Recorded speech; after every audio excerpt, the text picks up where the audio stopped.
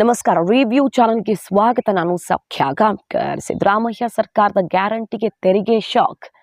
ಯಾವ ನಂಬಿಕೆಯಲ್ಲಿ ಸಿದ್ದರಾಮಯ್ಯನವರು ದೊಡ್ಡ ಮೊತ್ತವನ್ನು ಗ್ಯಾರಂಟಿಗೆ ಎತ್ತಿಟ್ರೋ ಆ ಗುರಿ ತಲುಪಲಾಗದೆ ಈಗ ಆಘಾತ ಎದುರಾಗಿದೆ. ದೊಡ್ಡ ಮಟ್ಟದಲ್ಲಿ ಸಾಲದ ಮೊರೆ ಹೋಗಬೇಕಾದಂಥ ಸನ್ನಿವೇಶ ಎದುರಾಗಿದೆ.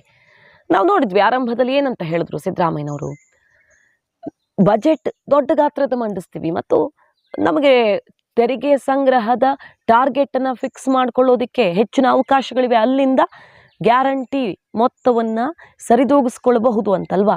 ಆದರೆ ಏನಾಗಿದೆ, 23-24ನೇ ಸಾಲಿನ ಆರ್ಥಿಕ ವರ್ಷದ ಅಂತ್ಯದಲ್ಲಿ ಸರ್ಕಾರಕ್ಕೆ ಬರಬೇಕಾದಷ್ಟು ತೆರಿಗೆ ನಿರೀಕ್ಷೆ ಇದ್ದಿದ್ದು, ಟಾರ್ಗೆಟ್ ಫಿಕ್ಸ್ ಆಗಿದ್ದು ರೀಚ್ ಆಗದೆ ಈಗ ಕಗ್ಗಂಟಾಗಿ ಪರಿಣಮಿಸಿದೆ. ಸರ್ಕಾರಕ್ಕೆ ದೊಡ್ಡ ದೊಡ್ಡ ಸವಾಲುಗಳು ಎದುರಾಗಿವೆ. ಯಾಕೆ ತೆರಿಗೆ ಗುರಿ ಮುಟ್ಟೋಕ್ಕಾಗಿಲ್ಲ ಅಂದರೆ ಕಾರಣಗಳು ಆರ್ಥಿಕ ಚಟುವಟಿಕೆ ಮಂದಗತಿಯಲ್ಲಿ ಸಾಗಿದ್ದು ಬರದಿಂದಾಗಿ. ಬರದ ಸವಾಲು ತಲೆನೋವಾಯಿತು ಸರ್ಕಾರಕ್ಕೆ. ಮೊದಲೇ ಇಷ್ಟೆಲ್ಲ ಬಿಕ್ಕಟ್ಟಿರುವಾಗ, ಆರ್ಥಿಕವಾಗಿ ದೊಡ್ಡ ಸವಾಲಿರುವಾಗ ಗ್ಯಾರಂಟಿ ಜಾರಿ ಮಾಡೋದಕ್ಕೆ ಬರ ಸಮಸ್ಯೆ ಎಷ್ಟು ದೊಡ್ಡ ಹೊಡೆತವನ್ನು ಕೊಡಬಹುದು ಅಂತ. ಸೊ ಅದರ ಎಫೆಕ್ಟ್ ಆಗೇ ಬಿಟ್ಟಿದೆ. ತೆರಿಗೆ ಸಂಗ್ರಹದ ಪರಿಷ್ಕೃತ ಗುರಿ ಅವಾಸ್ತವಿಕ ಅಂತ ಎಕ್ಸ್ಪರ್ಟ್ಸ್ ಹೇಳ್ತಿದ್ದಾರೆ. ಅಂದರೆ ಹಿಂದಿನ ವರ್ಷಕ್ಕೆ ಕಂಪೇರ್ ಮಾಡಿಕೊಂಡ್ರೆ ದೊಡ್ಡ ಟಾರ್ಗೆಟನ್ನು ಹಾಕ್ಕೊಂಡ್ರು, ಬೇರೆ ಬೇರೆ ಮೂಲಗಳಿಂದ ತೆರಿಗೆಯನ್ನು ಹೆಚ್ಚಿಗೆ ಸಂಗ್ರಹ ಮಾಡ್ತೀವಿ ನಾವು ಅಂತ. ಬಟ್ ಕೆಲವೊಂದು ವಾಸ್ತವಕ್ಕೆ ದೂರವಾಗಿದ್ದಿದ್ದು ಟಾರ್ಗೆಟ್ ರೀಚ್ ಆಗೋಕ್ಕೆ ಸಾಧ್ಯವಾಗಿಲ್ಲ. ಹೊಸ ಸರ್ಕಾರಕ್ಕೆ ಆರ್ಥಿಕ ವರ್ಷದಲ್ಲಿ ಅವಕಾಶ ಸಿಕ್ಕಿದೆ 8 ತಿಂಗಳು.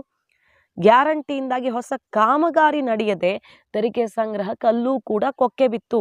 ಇವೆಲ್ಲ ಈ ಸಮಸ್ಯೆಗೆ ಕಾರಣ ಅಂತ ಹೇಳಲಾಗ್ತಿದೆ. ಈಗ ರಿಪೋರ್ಟನ್ನು ನೋಡ್ತಾ ಇದ್ದೀವಿ. ಏನು ಹಾಗಾದರೆ ಎಲ್ಲಿ ಕಹಿ ಅನುಭವ ಆಗಿರೋದು ಗ್ಯಾರಂಟಿ ವಿಚಾರದಲ್ಲಿ ನೋಡಿ. ಜುಲೈ 2023ರಲ್ಲಿ ಸಿದ್ದರಾಮಯ್ಯನವರು ಮುಖ್ಯಮಂತ್ರಿಯಾಗಿ ಬಂದ ಮೇಲೆ ಬಜೆಟ್ ಮಂಡಿಸಿದ್ರು, ತೆರಿಗೆ ಸಂಗ್ರಹದ ಗುರಿಯನ್ನು ವಿಸ್ತರಿಸಿದ್ರು. ಈ ಆಧಾರದಲ್ಲಿ ನಾವು ಗೆಲ್ತೀವಿ, ಗ್ಯಾರಂಟಿ ಅನುಷ್ಠಾನ ಮಾಡಿ ತೋರಿಸ್ತೀವಿ. ಅಭಿವೃದ್ಧಿ ಯೋಜನೆಗಳ ವಿಚಾರದಲ್ಲಿ ದೊಡ್ಡ ಸವಾಲು ಎದುರಾದರೂ ಕೂಡ ನಾವು ಅದನ್ನು ಮಾಡಿ ತೋರಿಸ್ತೀವಿ ಅಂತ ಚಾಲೆಂಜ್ ಮಾಡಿದ್ರು. ಮತ್ತು ಗ್ಯಾರಂಟಿ ಅನುಷ್ಠಾನದಲ್ಲಿ ಒಂದು ಹಂತಕ್ಕೆ ಸಿದ್ದರಾಮಯ್ಯ ಸರ್ಕಾರ ಇಡೀ ದೇಶದಲ್ಲಿ ಗಮನ ಸೆಳೆದಿರೋದು ಹೌದು. ಆದರೆ ಈಗ ಏನಾಗಿದೆ ಪರಿಸ್ಥಿತಿ ಅಂದರೆ ಸಾಲದ ಹೊರೆ ಜಾಸ್ತಿ ಆಗಿಬಿಟ್ಟಿದೆ. ತೆರಿಗೆ ಟಾರ್ಗೆಟ್ ರೀಚ್ ಆಗೋದಕ್ಕಾಗದೆ 1 by 1 ಸ್ಪ್ಲಿಟ್ ಮಾಡಿ ಹೇಳ್ತೀವಿ ನೋಡಿ. ವಾಣಿಜ್ಯ ತೆರಿಗೆ 98,650 ಕೋಟಿ ರೂಪಾಯಿ ನಿರೀಕ್ಷೆ ಮಾಡಿದ್ದು, ಗುರಿ ಇಟ್ಕೊಂಡಿದ್ದು. ಆದರೆ ಬಂದಿದ್ದು 93,159 ಕೋಟಿ ರೂಪಾಯಿ. ಸೊ 5-6 ಸಾವಿರ ಇಲ್ಲಿ ಕೊಕ್ಕೆ ಬಿತ್ತು.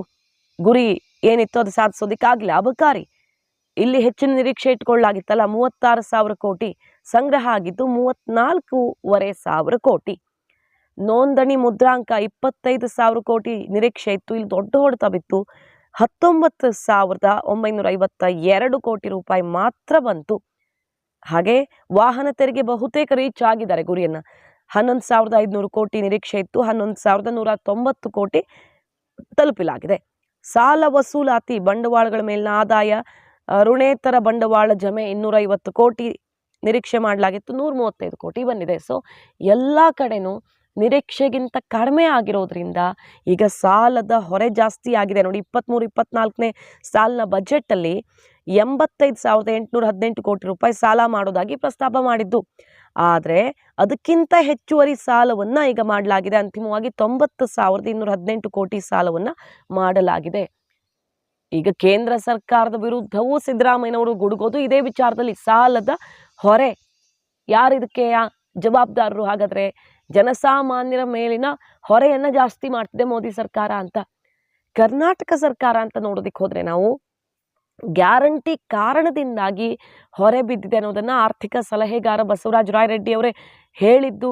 ಬಿಕ್ಕಟ್ಟಾಗಿದೆ, ಅದು ಅಷ್ಟು ಸುಲಭ ಇಲ್ಲ. ಯಥಾವತ್ತಾಗಿ ಈಗ ಮಾಡ್ತಿರೋಂಗೆ ಮುಂದುವರಿಸೋದು ದೊಡ್ಡ ಚಾಲೆಂಜ್ ಅಂತ ನೋಡ್ತಾ ಇದ್ದೀವಿ ನಾವು. ಆರ್ಥಿಕ ಇಲಾಖೆಯಿಂದ ಹಿಡಿದು ಬೇರೆ ಬೇರೆಯವರ ಸಲಹೆ ಹೇಗಿದೆ ಅಂತ ಅದನ್ನೇ ನಿರ್ಮಲಾ ಸೀತಾರಾಮನ್ ಅವರು ತಿರುಗಿಸಿಬಿಡ್ತಿದ್ದಾರೆ. ಕರ್ನಾಟಕ ಸರ್ಕಾರದ ಆರ್ಥಿಕ ಸಂಕಷ್ಟಕ್ಕೆ ಇದೇ ಕಾರಣ ಅನ್ನೋ ರೀತಿಯಲ್ಲಿ ಕೇಂದ್ರ ಸರ್ಕಾರಕ್ಕೆ ಅಸ್ತ್ರವಾಗಿದೆ.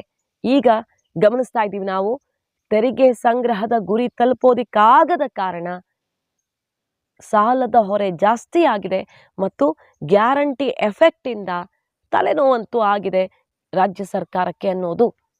ಮತ್ತು ಯಾವ ಗ್ಯಾರಂಟಿ ಕಾರಣದಿಂದ ಅಭಿವೃದ್ಧಿ ವಿಚಾರದಲ್ಲಿ ಬ್ಯಾಲೆನ್ಸ್ ಮಾಡೋದಕ್ಕೆ ಸಾಧ್ಯವಾಗ್ತಿಲ್ವೋ, ಕನ್ಸ್ಟ್ರಕ್ಷನು ಮತ್ತೊಂದು ಕಡಿಮೆ ಆಗಿದೆಯೋ ಅದರ ಎಫೆಕ್ಟೂ ಕೂಡ ಈ ತೆರಿಗೆ ಮೇಲೆ ಕಾಣಿಸ್ತಾ ಇದೆ. ಸೊ ಗ್ಯಾರಂಟಿ ಯಥಾವತ್ತಾಗಿ ಮುಂದುವರಿಸೋದು ಸಿದ್ದರಾಮಯ್ಯ ಸರ್ಕಾರಕ್ಕೆ ಬಹುದೊಡ್ಡ ಸವಾಲಾಗಿ ಸದ್ಯದ ಪರಿಸ್ಥಿತಿಯಲ್ಲಿ ಕಾಣಿಸ್ತಾ ಇದೆ. ಕಾದು ನೋಡಬೇಕು ಮುಂದೆ ಹೇಗೆ ಬ್ಯಾಲೆನ್ಸ್ ಮಾಡ್ತಾರೆ ಅಂತ.